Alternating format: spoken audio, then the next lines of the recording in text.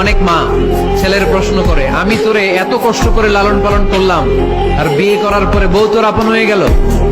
এরকম একটা কমন প্রশ্ন আছে না নাই? এক চালাক ছেলে মারে উত্তর দিছে, মা তুমি মা ডাক শোনার জন্য জীবনে কি কষ্টটাই না করছো। আমারে তুমি 10 মাস 10 দিন পেটে ধারণ করছো, এত বড় বস্তা, খাইতে পারতো না, টয়লেটে যেতে পারতো না, খালি বমি করতে, ওষুধ খাইতা। 10 মাস পেটে ধারণ করলা, 2 বছর দুধ খাওয়াইলা, আমার পেশাব পায়খানা পরিষ্কার করলা। এরপর 2 বছর বয়সে 3 বছর বয়সে আমার মুখে বোল ফুটলো, তখন আমি তোমারে ডাকতে শুরু করলাম, মা মা। এই মা ডাক শোনার জন্য তুমি এত কষ্ট করলা, আর পরের বাড়ির মাইয়া বাড়িতে আইসাই তোমারে ডাকা শুরু করছে মা মা। তো যেই লোক তোমারে মা ডাকে তারে আমি ভালোবাসবো না কেন মা? ঠিক কিনা?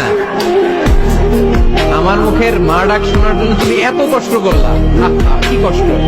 আর পরের বাড়ির চিনি না জানি না এক মেয়ে এসেই তোমার ডাকা শুরু করছে মা মা। তো যে আমার মারে মা ডাকে তার স্থান তো আমার হৃদয়ে, ঠিক কিনা? প্রথমে শাশুড়ি আম্মারা শোনেন, মহিলা প্যান্ডেলের শাশুড়িরা, ছেলের বউয়ের উপর রাগ করেন না। আপনার অনেক অভিজ্ঞতা আছে, বৌমার কোনো অভিজ্ঞতা আছে?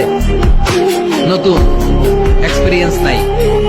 বৌমাকে একটু সময় দেন, একটু গুছায় নিতে দেন, পারবে।